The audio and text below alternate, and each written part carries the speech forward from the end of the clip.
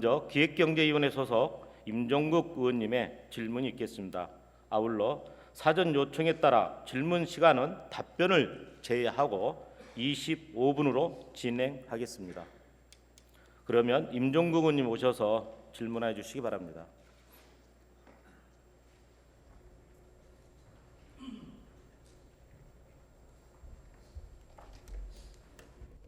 네, 존경하는 박기열 의장님을 비롯한 선배 동료 의원 여러분, 박원순 시장님과 조희연 교육감님, 그리고 관계 공무원 여러분, 안녕하십니까? 저는 기획경제위원회에서 활동하고 있는 더불어민주당 소속 임종국 의원입니다.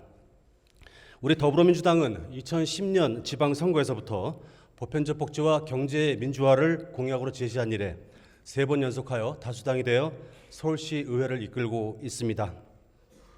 우리는 국민소득 3만 불 시대에 살고 있습니다. 그런데 모두 아시는 것처럼 우리 경제는 새로운 전환이 필요한 시점입니다. 본 의원은 서울시 경제정책의 패러다임 전환과 관련하여 질문을 드리려고 합니다. 시장님, 자리에 나와주시기 바랍니다.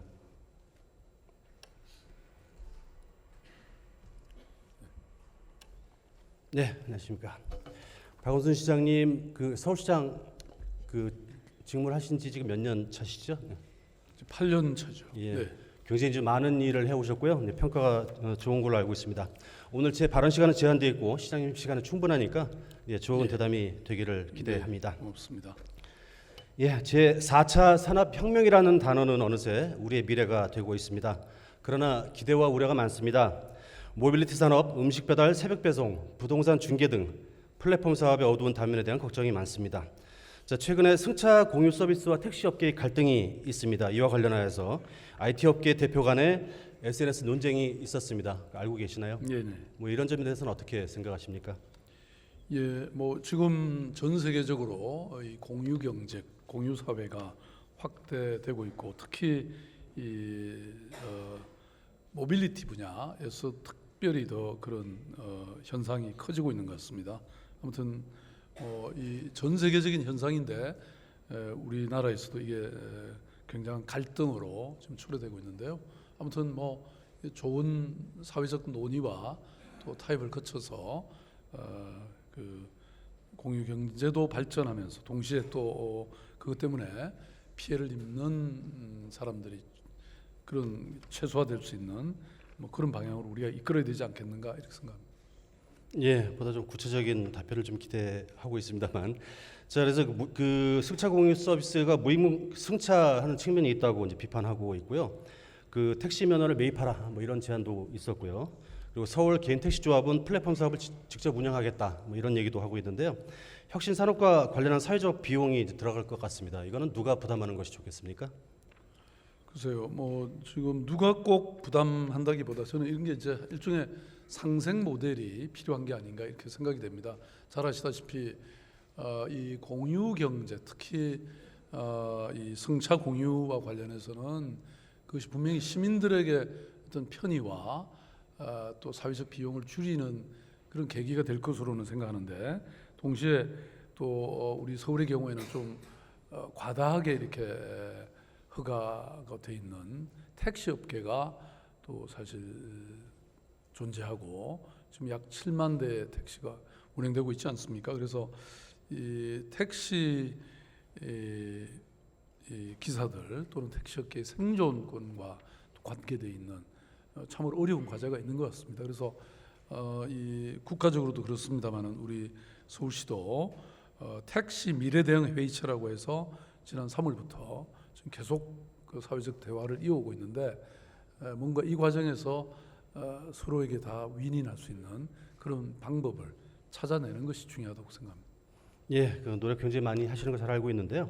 그 올해 예산을 보니까 그 전기 택시를 보급하는 예산으로요, 약 550억 원의 예산이 편성돼 있고, 택시 사업자와 개인 택시를 대상으로 그 신청 접수를 받고 있습니다. 그 신청 기간이 이번 주까지인데요. 내년에는 8,000대를 늘릴 예정이고요. 그러니까 예산이 좀 막대하죠. 물론 국비가 포함되어 있긴 합니다만, 이렇게 지급된 보조금은 택시 사업자의 자산이 되겠죠. 어떻습니까? 그래서 제가 바로 한번 제안을 드리겠습니다. 이렇게 보조금으로 지급되기보다는 아예 전기 택시를 이렇게 대량으로 공급할 계획이라면 이런 택시 논쟁과 그 맞물려서 가칭 서울시 전기택시공사를 만들어서 운영하시는 건 어떨까요?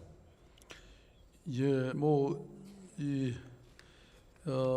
지금 전기 택시 그러니까 전기 차를 이렇게 도입하게 하는 것은 그야말로 우리 서울시 입장에서 볼 때는 이중의 목적이 있습니다. 대기질 개선이라고 하는 측면하고 또 택시의 어떤 서비스를 개선하는 이런 두 가지 목적이 있는데 결국은 이게 우리 시의 어떤 공익적 목적에 부합하는 것이다.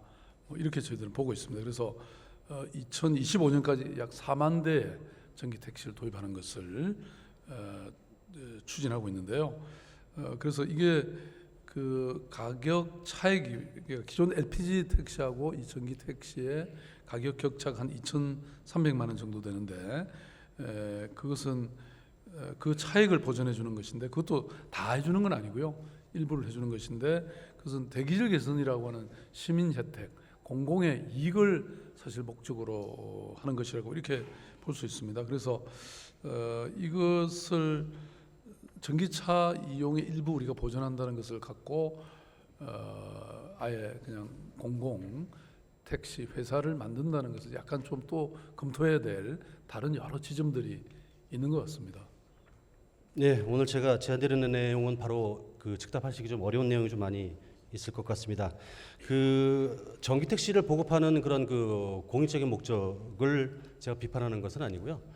제가 계속 질문드리겠습니다만 그 모든 사업에 좀 경제적인 좀 관점을 좀 더 강화했으면 하는 차원에서 좀 제안을 드리는 거고요.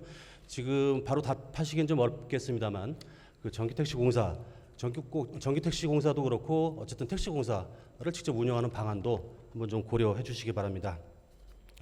예, 제가 오늘 그 가장 주요하게 주문드리려고 하는 건요. 그 적극적인 재정 지출을 통한 공적 영향을 확대에 대해서 한번 요청드리려고 합니다. 우리는 보통 그 적절한 재정 정책은 예산 수지의 균형을 맞춰야 하는 것으로 알고 있고요. 재원이 필요하면 증세 등으로 해서 조달해야 되는 것으로 알고 있습니다. 그런데 최근 미국에서 이 내용에 반하는 그런 이제 논쟁들이 많이 있습니다. 그 트럼프 정부만 해도 재정 지출을 막대하게 늘리고 있고요. 그리고 그 미국 민주당의 차기 대선 후보들은 저마다 적극적 재정 지출을 통한 완전 고용, 월 $1,000의 기본소득제, 그리고 그린 뉴딜 등을 좀 주장하고 있습니다. 그러니까 이런 주장의 핵심은요, 재정 지출을 확대해서 적극적인 거시 경제 정책을 펴자는 것이고요. 결론적으로 말씀드리면 정부의 부채는 증가하더라도 가계 부채를 감축시키자, 뭐 이런 주장입니다. 뭐 서울시도 그대로 따라하기는 좀 어렵겠습니다만 꼭 서울시 한정하지 않더라도 이런 미국 대선 후보들의 이익에 대해서는 어떻게 생각하십니까?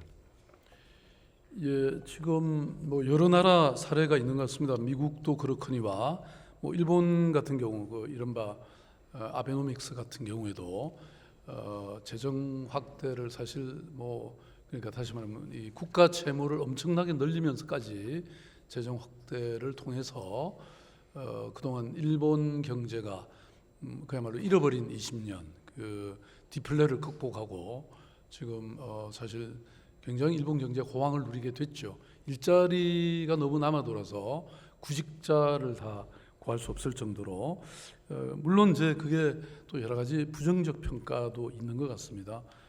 상대적으로 돈을 풀면 아무래도 인플레가 갈 가능성이 있고 여러 가지 고려해야 될 요소가 있다고는 생각하는데 아무튼 우리 한국 경제도 말씀하신 것처럼 지금 1, 4분기에 경제 성장률이 10년 만에 최저이고 또 0.4% 마이너스 성장까지 하고 있고 고용률도 낮고 최악의 실업률이 이렇게 생기는 등의 어떤 여러 가지 저성장 양극화 현상이 심각한 상황에서 한번 그런 고민을 해볼 필요가 있다고 생각하고요. 특히 IMF가 또 그렇게 권고하고 있지 않습니까?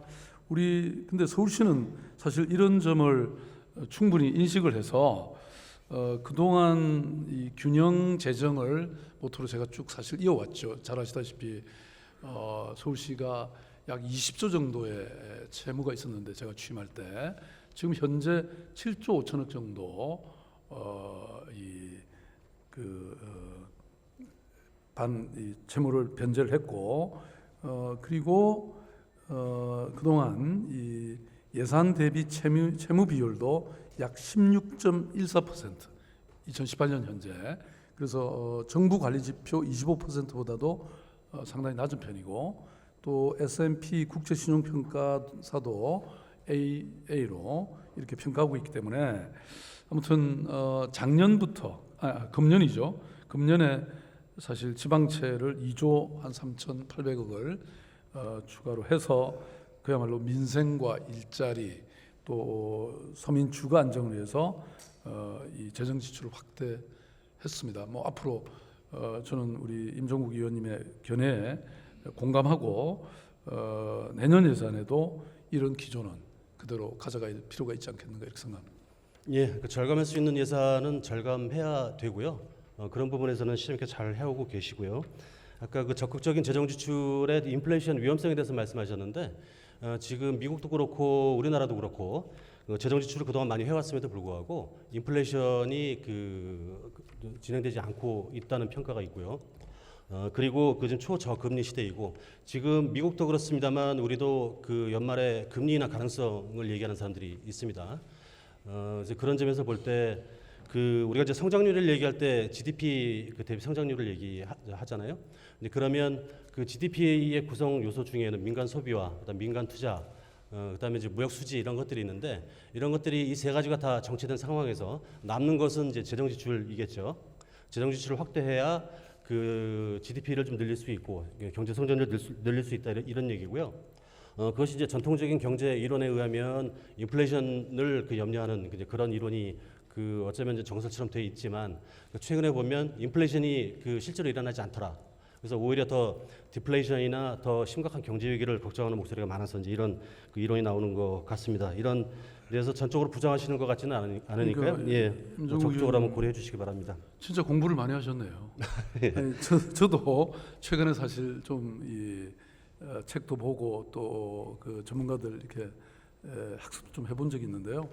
그런데 이제 다만 이 미국은 일종의 기축 통화 국가고 또 일본 경우에도 사실은 엔화의 가치가 국제적으로 상당히 통용이 되고 있잖아요. 근데 이제 우리 한국의 경우는 그렇지 않기 때문에 아무튼 그런 것을 배우면서 동시에 또 우리나라에서 특별히 가져올 수 있는 그런 부분에 대해서도 충분히 우리가 고려할 필요는 저는 있다고 생각하고, 근데 뭐 어차피 이게 국가 어떤 중앙 정부보다는 서울시가 하는 재정 확대는 뭐 그런 정도로 국가 경제에 영향을 미치는 것은 아니기 때문에 아무튼 심각하게 저희들이 고려해 보겠습니다. 예, 제가 말씀드렸던 몇 가지 얘기 중에 국가 채무를 늘리는 대신에 국민의 채무를 좀 감소시킬 수 있다면 그런 차원에서 고려해 주시기 부탁드리겠습니다. 아시는 것처럼 지난달 문재인 대통령 주재로 연 국가재정전략회의에서 재정의 적극적인 역할을 강화하기로 했습니다. 그래서 내년에는 500조를 넘는 예산이 편성될 것이다. 뭐 이런 예측들이 있습니다. 예, 지난 월요일 시장님 시정 연설에서도 재정의 역할을 강조하는 말씀을 하셨습니다. 내년도 예산 편성에 대해서 좀 생각해 보신 바가 있나요? 예, 아까도 말씀드렸습니다만은 2019년도 본 예산 편성 과정에서 이미 지방채 발행과 가용 재정을 확대하기 위해서 역대 최대 규모로 정액 편성해서 확대 재정 기조를 이미 유지하고 있고요. 또 아까 말씀드린 것처럼 우리가 지금 경기 침체에 좀 더 적극적으로 대응하고 또 민생 경제 어려움을 해소하기 위해서 이러한 재정의 역할이 가장 중요한 그런 시대라고 생각합니다. 그래서 이런 기조화해서 우리가 내년 예산을 짤 때도 시의회와 충분히 이런 기조에 대해서 논의하고 또 예산을 편성하겠습니다. 알겠습니다. 올해 예산도 지금 말씀하신 것처럼 이렇게 편성돼 있습니다만은 절감할 수 있는 거는 절감하되요. 특히 경제적인 측면 이쪽에 재정 지출을 많이 좀 고려해 주시기 바랍니다. 특히 제가 아까 미국의 예를 들고 이렇게 말씀드렸던 건 지금 가장 경제적으로 문제가 되는 건 경제 총량 자체는 오히려 좀 계속 좋아지고 있었습니다만 그런 것들이 내용적으로 소득 분배의 불균형이라든지 이런 측면에서 심각한 문제가 있었던 만큼 그래서 재정 지출을 확대하자라고 하는 의견은 지금 거의 먼저 완전 고용을 방향에 두고 일단 고용과 관련한 일자리와 관련한 소득과 관련한 부채 감사와 관련한 이런 측면의 그 예산과 재정 지출을 많이 하자는 겁니다.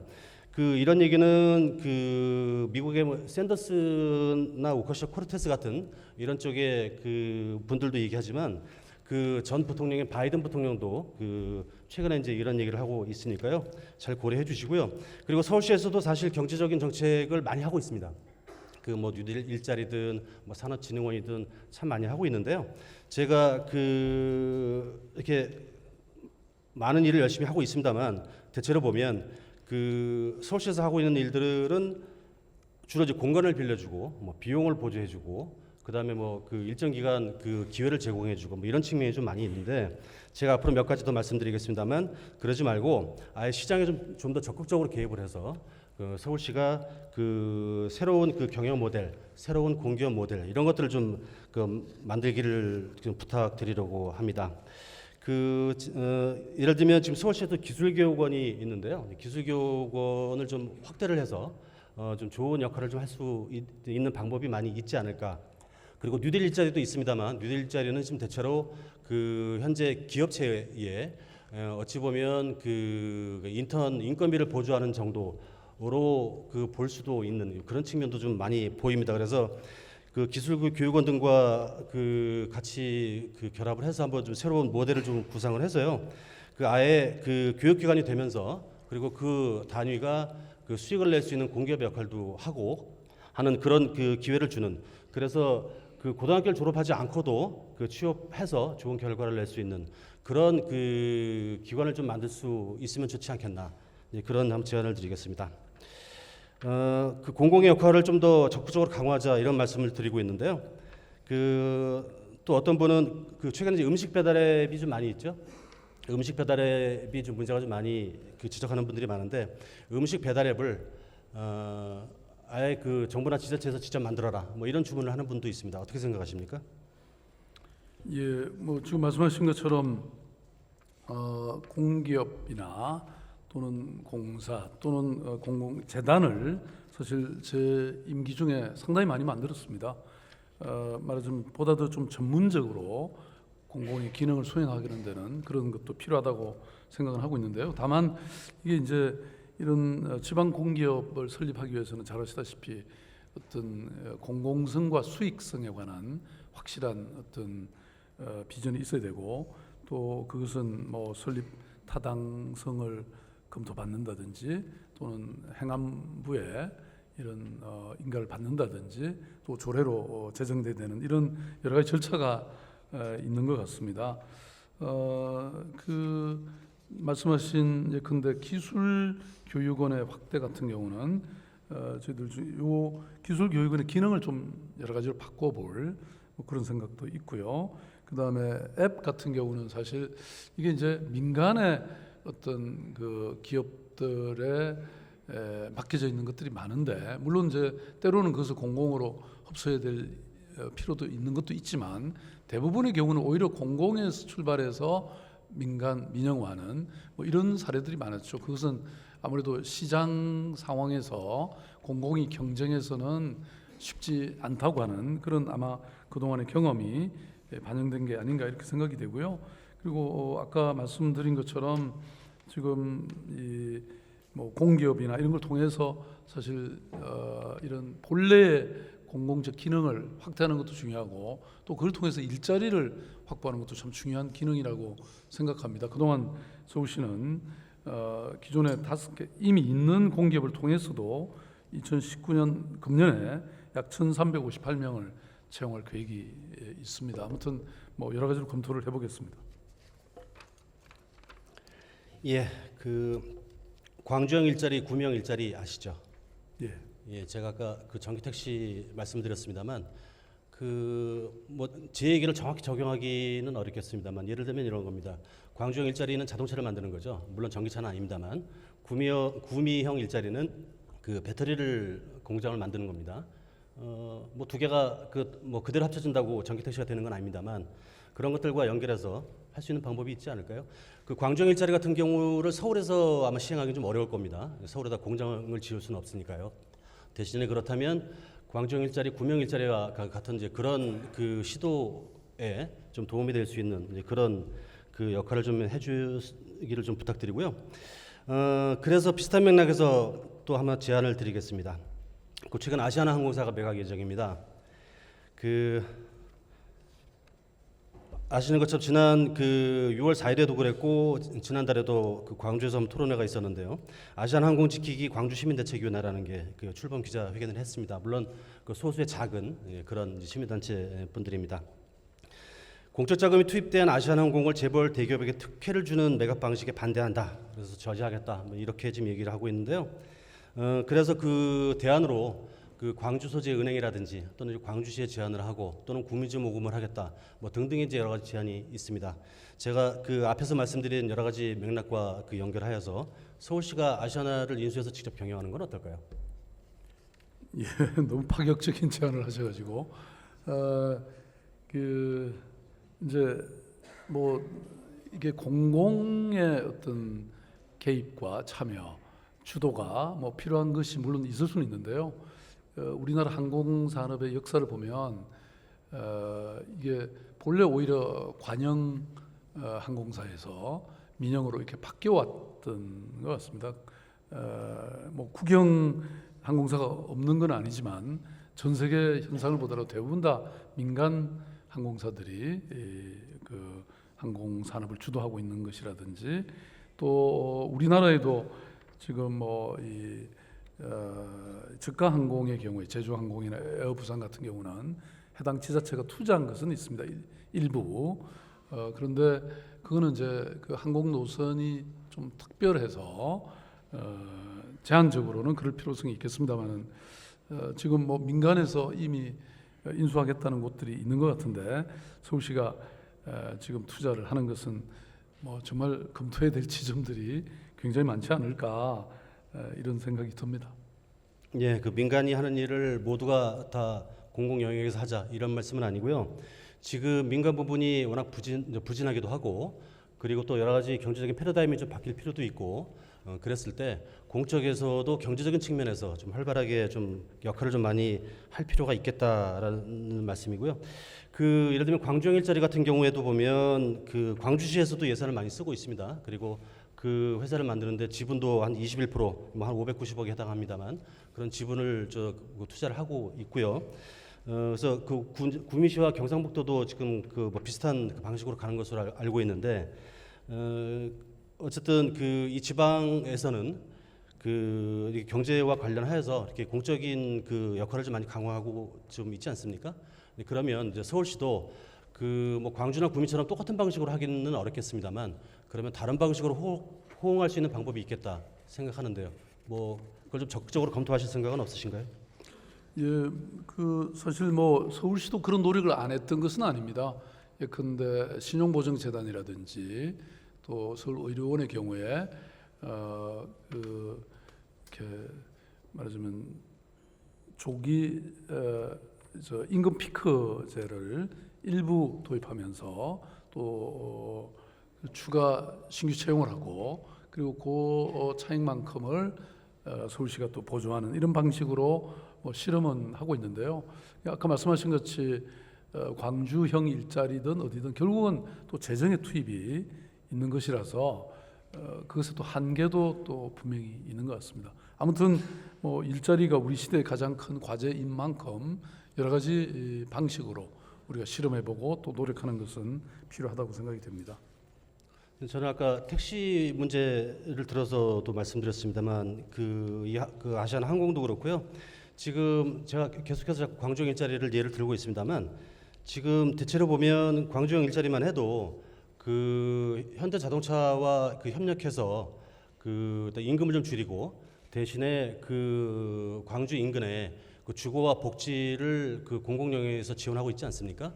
이게 보면 아까 택시 경우에서도 보조금을 상당히 많이 지급을 하고 있고 물론 그건 단순히 예산을 많이 쓰는 측면만 있는 건 아니고 말씀하신 것처럼 공익적인 요소가 분명히 있는 것입니다만 전반적으로 보면 공공이 민간 부문에 계속 보조하고 지원하고 재원을 계속 퍼붓고 있는데 그 지원이 도대체 어디로 가는가 그것은 직접적으로 서민에 가기보다는 대기업에 가고 사업자에게 가고 이런 방식으로 가는 것은 이것은 그 예산을 정말 경제적으로 효율적으로 쓰는 것인가, 그것이 과연 그 국민의 부채를 감소시키는 데 기여하는가, 이제 이런 의문이 들어서 차라리 그렇다면 공적 영역을 좀 더 강화해서 공공의 역할을 더 많이 할 필요가 있다, 이런 차원에서 제가 계속 말씀드리고 있습니다. 그래서 그 제가 이 제안드린 얘기는 바로 그 즉답을 하시기는 좀 뭐 어려운 내용이라고는 뭐 제가 그 생각하고 있습니다. 그러나 이것을 단순히 그 좀 무모한 얘기라고 생각하지 마시고요, 좀 더 적극적으로 그 생각을 좀 하실 필요가 있고, 예, 그렇게 생각합니다. 예, 그렇게 뭐 무모하다고 생각지는 않고요. 우리 상상력을 좀 넓혀주시는 그런 좋은 제안이라고 저는 생각하고 있습니다. 예, 또 하나 또 한번 제안 드리겠습니다. 제가 그 자료를 찾지 못했는데 서울시에서 그 시장님께서 전에 뉴욕시 경제개발공사처럼 그 지역 경제 활성화를 위한 공사 설립을 논의한 적이 있었다고 알고 있는데요. 그 아마 무산된 걸로 알고 있습니다. 이거 취지가 어떤 것이었습니까? 아니, 무산됐다기보다는 당시에 우리가 도시 재생 사업을 본격화하면서 지역 재생이나 또는 지역 경제 활성화를 위해서 뭔가 새로운 기구가 하나 필요하지 않을까, 그렇게 해서 저희들이 용역을 한번 해봤는데, 그러니까 뭐 이미 우리가 갖고 있는 조직을 좀 더 강화하고 확대하는 것으로도 가능하겠다, 이렇게 판단했을 때 우리가 스스로 접었던 것이죠. 그래서 예컨대 서울산업진흥원이라든지 SH공사가 그 기능을 담당하자, 이렇게 그때 결론이 났던 것 같습니다. 예, 아마 제가 알기로는 그 경우에 주로 이제 SH공사와 그 업무가 겹치는 부분에 대한 고려가 주로 있었던 것 같아서, 그래서 아마 그 지금 말씀하신 것처럼 이제 그렇게 아마 이제 정리된 것 같습니다. 그 제가 앞에서부터 쭉 말씀드리고 있는데요. 그 서울시는 이제 경제 활성화 관련해서 주로 이제 일반 회계 세입에 주로 의존해서 사업을 수행하고 있죠. 그러다 보니 이 공공 영역이 그 사업의 확장과 신축적 운영하는데 이제 제약이 좀 많죠. 그 한국자산관리공사 킴코라고 아시죠? 예, 그 킴코가 주로 이제 국공유 자산 관리를 주로 많이 하고 있고요. 그 아울러 이제 기업 정상화 지원이라든지 개인 신용 회복 등 그런 그 역할을 좀 많이 하고 있습니다. 예, 저는 그 서울시나 구의 자산들이 많이 있는데요. 이제 이런 것들을 그 소극적으로 관리만 할 것이 아니고 개발과 수익까지 관리해서 자산을 효율적으로 활용하고, 그렇게 해서 발생된 수익을 그 사회적 약자나 또 청년 창업 기업 등 여러 가지 이제 공익적인 부문에 이제 투자 할 수 있을 것이라고만 봅니다. 특히나 지금 그 부동산 관련해서 뭐 젠트리피케이션 등등 여러 가지 문제도 좀 발생하고 있고, 거기에 그 많은 또 대책을 세우고 계시기는 합니다만, 그 민간의 이제 저평가 재산을 필요시 이제 매입을 했다가 또는 이제 공공의 그 목적에 맞게 그것을 또 활용하고 또 좀 수익을 좀 만들 수 있는 이제 그런 방법이 좀 있을 것 같은데요.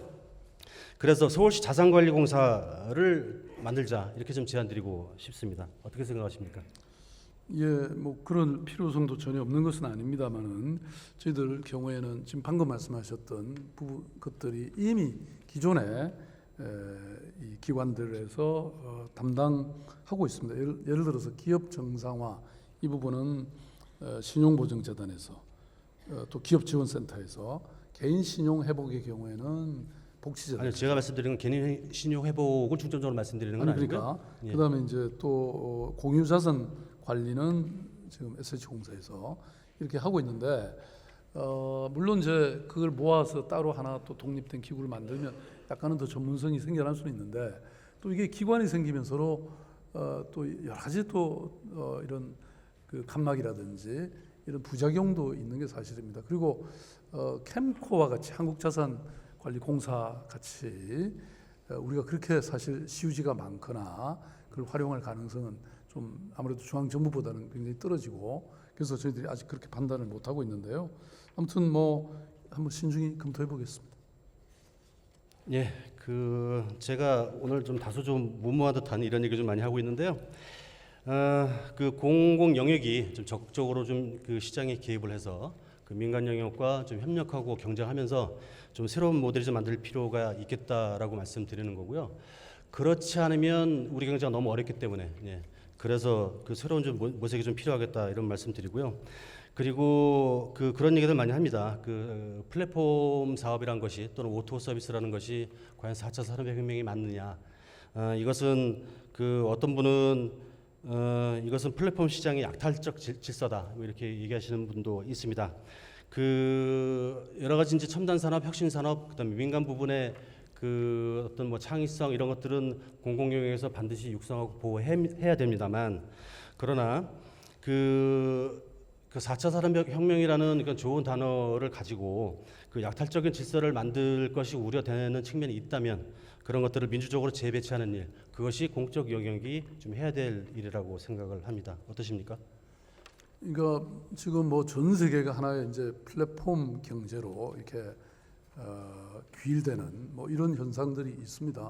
그래서 뭐 혹자는 이런 말을 하더라고요. 앞으로 미래 세계는 플랫폼을 운영하는 주체와 또 그 플랫폼에 기생해서 먹고 사는 부류와 그리고 그거와 아무 상관없는 부류, 이렇게 3자로 분류할 수 있다.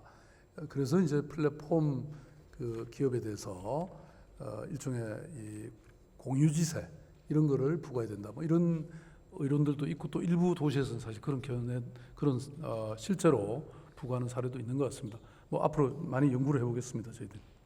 알겠습니다. 제가 오늘 계속 반복해서 말씀드리는 게 좀 엉뚱한 발상일 수도 있겠습니다만, 제가 플랫폼을 말씀드리는 건 자산관리공사도 그렇고요. 뭐 택시공사, 뭐 아시아나항공 이건 제가 예를 든 겁니다만, 제가 제안한 거를 뭐 그대로 뭐 즉답하시기는 어려운 것으로 저도 생각합니다만, 저는 이런 플랫폼을 민간 영역에 그대로 맡길 것이 아니라 저는 공적 영역 자체가 서울시가 서울 시민의 플랫폼이 좀 되기를 바랍니다. 그래서 예를 들면 배달 앱만 해도 지금 자영업을 운영하시는 분들, 식당 운영하시는 분들이 수수료 때문에 많이 고생하지 않습니까? 지금 시장님께서는 제로페이 등등을 통해서 자영업의 비용을 좀 줄이는데 많은 지금 노력을 하고 계시고 성과를 내고 계십니다만, 어쩌면 제가 지금 쭉 말씀드렸던 부분은 제로페이로 절감할 수 있는 부분보다 훨씬 더 클 수 있는 부분이고, 어쩌면 그것이 구조에 해당되는 문제일 거라고 생각을 합니다. 그래서 제가 서울시가 플랫폼이 되어서 좀 새로운 발상을 좀 해야 되겠다, 뭐 이런 점 주문드리겠고요. 제가 앞으로 쭉 앞에 예시해서 질의드렸던 그런 내용에 대해서 좀 진지하게 검토해 주시기 부탁드리겠습니다. 네, 검토해 보겠습니다. 네, 시간이 좀 흘러서 한 가지만 더 여쭙겠습니다. 지금 국회가 지금 제대로 열리고 있지 않아서요. 국회 추경안이 통과가 언제 될지 아직 모르죠. 지금 우리 서울시 의회도 이제 추경안 통과를 이제 이번 임시회에 이제 뭐 하려고 하고 있습니다만, 국회의 추경안 통과가 늦어지면 그러면 국회 예산에서 새로 반영된, 그래서 우리가 서울시가 또 수행해야 될 그런 또 항목들이 또 있을 것 같은데요. 뭐 어떻습니까? 이제 국회 추경안 처리가 이렇게 늦어지면 그러면 늦어지면 늦어질수록 서울시가 집행하는데 좀 많은 어려움이 있겠죠?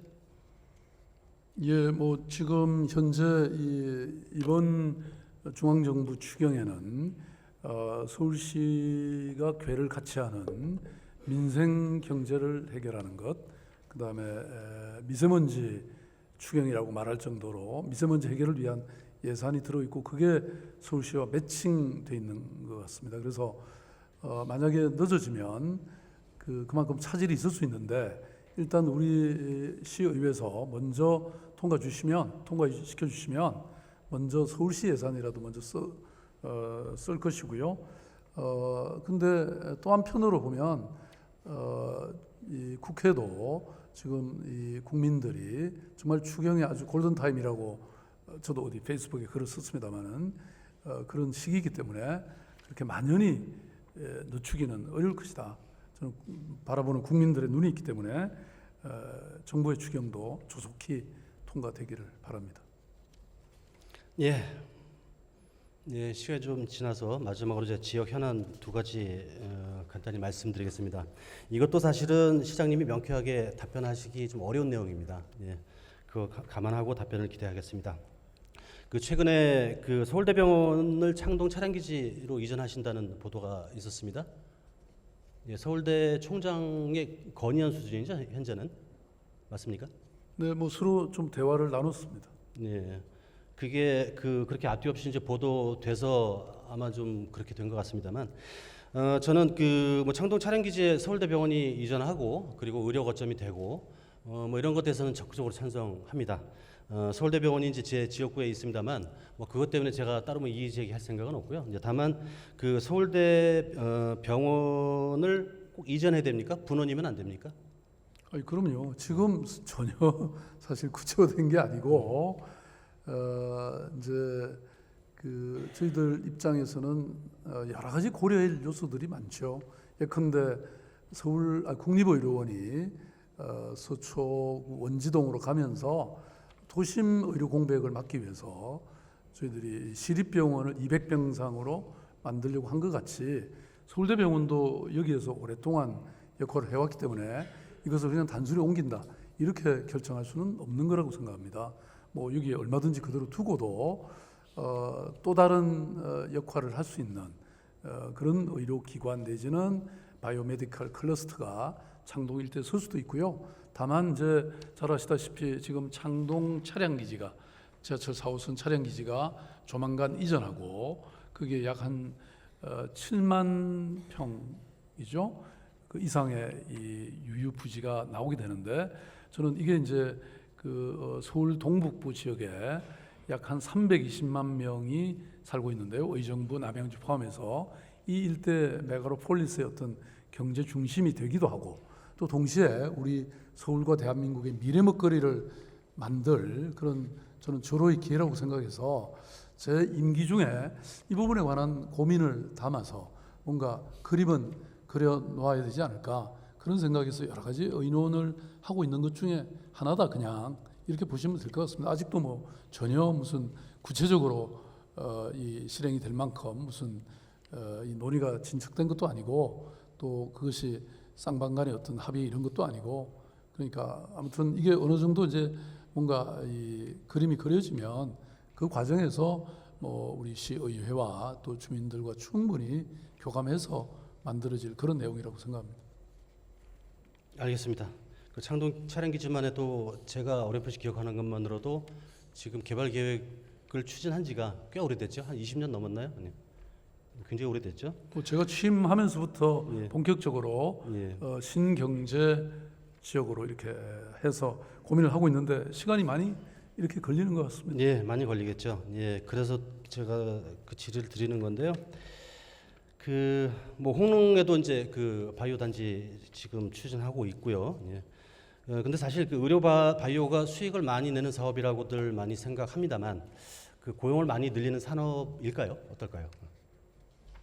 예, 뭐 서울시의 경우에는 물론 이제 주로 R&D 중심으로 하기 때문에 그 자체가 곧바로 고용을 늘리지는 않지만 사실은 바이오메디컬 부분은 저는 우리 한국 경제에서 가장 짧은 시간 안에 큰 이렇게 수익과 또 큰 이 국부 창출을 할 수 있는 좋은 이 기회라고 생각합니다. 특히 이 의료 분야는 다른 공장들이 다 해외로 간 대신에 병원은 그대로 있고 또 상대적으로 우리 의료 수준이 세계 최고의 수준이기 때문에 아무튼 이걸 저는 잘 활용하면 서울과 미래의 어떤 한국 경제의 먹거리를 만들 수 있는 그런 특별한 분야다 이렇게 생각하고 있습니다. 예, 알겠습니다. 다음은 종로구 송현동이라고 아십니까? 네, 종로구에 송현동이라는 땅 하나 갖고 동 하나 이름이 되어 있는 곳이 있습니다. 대한항공이 호텔을 세우려다가 무산된 장소인데요. 이게 예전에는 국방부 땅이었다가 삼성생명에 매각하고 지금은 대한항공이 가지고 있는 땅입니다. 현재 이제 17년째 지금 공토로 있습니다. 이 송현동을 활용할 계획을 한번 생각해 보신 적 있으십니까? 그럼요. 제가 서울시장으로서 이렇게 중요한 땅에 대해서 생각 안 해볼 수는 없죠. 제가 이제 이 송현동 부지는 사실 도심에서도 이렇게 큰 유휴부지가 있을 수 없는 곳인데요.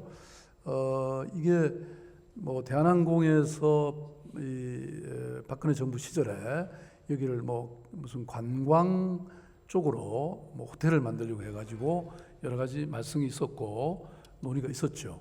그런데 제가 보기에는 이 일대는 사실 뭐 이 경복궁이라든지 또 이 그 옆에 저희 서울시가 풍문역으로 매입해서 그 이 공예 박물관을 만들고 있지 않습니까? 그래서 여기는 좀 현대적인 것보다는 전통적인 시설들이 들었으면 좋겠다. 그래서 지금 도종환 장관이 결정했던 그 이 국립 뭐죠? 그저 민속박물관 그걸 저는 세종으로 가는 것보다는 여기에 그 옮겨오는 게 좋겠다. 왜냐하면 지금 현재 민속 박물관은 경복궁 그 재건 때문에 저 복원 때문에 나가야 되는데 이쪽으로 오면 좋지 않겠는가. 그리고 당시에 그 이 근대 문학관이 여기에 배치되면 좋겠다. 이런 견해를 제출했는데도 중앙정부가 그걸 받아들이지 않았고요. 그런데 이곳은 제가 보기에는 어쨌든 지금 뭐 한 5천억 정도 시가로 가지 않을까 이렇게 판단되고 있는데 이거는 중앙정부가 매입을 해서 뭐 종로구청에서 얘기하는 일부는 공원화하고 일부는 이런 어떤 우리 전통 문화를 이렇게 현양시킬 수 있는 그런 시설이 들어오는 것이 적절하겠다 이렇게 지금 생각하고 있습니다. 예, 알겠습니다. 그 소상히 알고 계시는 것 같아서 이게 그 쉬운 일은 아닙니다만 어쨌든 그뭐 장기적으로 좀 좋은 그 대책과 플랜을 좀 만들어 주시기 부탁드리겠습니다. 네, 중앙정부하고 계속 논의하겠습니다. 예, 이게 뭐 금액이 워낙 커서 서울시 혼자 할 수 있는 일은 아니니까요. 네. 예, 그 오늘 제가 몇 가지 좀 무거운 질문을 던졌습니다만, 뭐 예상을 안 한 건 아닙니다만, 뭐 이렇게 그 확실한 답을 얻은 건 사실 하나도 없습니다. 그 제가 이제 주문을 드리는 거는요, 그 이 서울대병원 얘기 경우에도 이렇게 뉴스화되는 것이 나쁘지 않다라는 생각이 들고요. 이 조현동 문제도 그렇고 오래 걸리는 일입니다. 그리고 제가 아까 말씀드렸던 그 뭐 택시공사를 검토하겠다 또는 아시아나항공 인수하겠다라고 한다고 해서 그것이 의지만 있다고 해서 다 할 수 있는 일은 물론 아닙니다. 제가 오늘 질의드린 내용은 이제 대부분 그런 얘기들인데요. 그 저는 시장님께 한 번 더 주문하고 싶은 건 어떤 일을 잘 추진하고 잘 만드는 것도 대단히 중요합니다만 그 현안을 놓고 특히 단기간에 그 진행할 수 없는 그런 현안을 놓고 시장님이 어떤 생각을 가지고 있다. 그리고 이것이 10년 후든 20년 후든 어떻게 추진되는 것이 좋겠다라는 시그널을 그 시장과 그 시민에게 그런 시그널을 주는 것이 대단히 중요하다. 뭐 이런 말씀 드리겠습니다. 그 복지도 정치적으로 다루어야 하고요. 경제도 정치적으로 다루어야 합니다. 그래야만 그 정책이 수행이 되지 않겠습니까? 그리고 아까 제가 예산을 그 적극적인 재정 지출을 한번 주문드렸는데 그 많이들 얘기합니다. 그 예산이 정책적 의지의 표현이라고 그렇게 많이 얘기를 합니다. 그래서 제가 그 오늘 사실 그 뭐 어느 한 가지도 속 시원한 답을 얻은 건 없습니다만 그 시장님 말씀 속에 그래도 그 모든 현안에 대해서 두루지 말고 계시고 잘 추진해오고 계시니까 보다 앞으로 더 잘하실 것이라고 생각합니다만 그 제가 오늘 그 주문드린 내용과 또 이와 관련해서 더 그 많은 내용들 중에 우리가 당연하다고 생각하는 것이 정말 당연한 것일까? 제도가 이래서 현실이 이래서 또는 그 원론적인 이론이 이래서 이렇게 머문다고 한다면 정치인이 선출직이 그 자치단체나 그 정부를 운영할 그 수는 없다고 생각을 합니다. 뭐 제가 지금 말씀드리는 거 모르시지는 않을 텐데요. 제가 한 번 더 강조드리겠습니다. 이 기업과 시장에 그리고 서울 시민에게 시그널이 되는 좀 말씀을 좀 많이 해주시기 바랍니다. 그 앞으로 시장님 임기 3년 남으셨는데요. 이제 더 하고 싶으셔도 이제 못 하시지 않습니까? 네, 앞으로 더 큰 일을 하시기 바랍니다만 앞으로 3년 동안은 그 일은 공무원과 집행부와 서울시 의회에 맡겨주시고요. 시장님은 새로운 시대의 정책과 그리고 시민의 의식을 선도할 수 있는 그런 서울의 미래를 담는 말을 해주시기를 주면 드리겠습니다. 그 말은 뭐 비전이라고도 할 수 있는데요. 서울시의 미래가 대한민국의 미래가 될 것입니다. 저는 시장님이 시장을 오래 하신 분, 또 일을 또 잘하는 분, 뭐 이렇게 기억되기보다는요, 서울시의 새로운 전환점을 만드신 분, 뭐 이렇게 기억하고 싶습니다. 그렇게 할 수 있도록 제가 오늘 주문 드린 내용을 좀 더 적극적으로 좀 검토해 주시기 부탁드리겠습니다. 예, 좀 더 하고 싶은 말씀 또 있으십니까? 예, 뭐 너무 좋은 말씀을 해주신 것 같습니다. 사실 저는 아까 일을 잘한 사람 이런 것도 있습니다만은 사실은 미래 우리 서울을 위해서 또는 대한민국을 위해서 혁신한 사람으로 이렇게 기억되기를 바라는데요. 실제로도 서울시는 뭐 어느 것 하나 정말 과거와는 다른 그런 혁신의 이 경계를 넓혀온 지난 8년이라고 저는 생각하고 있습니다. 앞으로 주신 말씀 잘 명심해서 서울이 정말 세계에서도 가장 빛나는 도시로, 그리고 또 그것이 대한민국 전체 표준이 되고 또 미래가 되는 그런 서울로 만들도록 최선을 다하겠습니다. 예, 그 좀 더 아쉬운 부분은 있습니다만, 예, 뭐 시간이 거의 이제 마무리가 돼서 예, 이것으로 마치겠습니다. 예, 자리에 들어가셔도 좋습니다. 네, 감사합니다.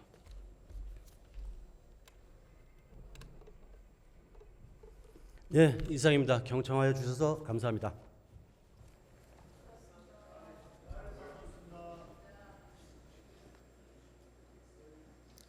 임종국 의원님 수고하셨습니다.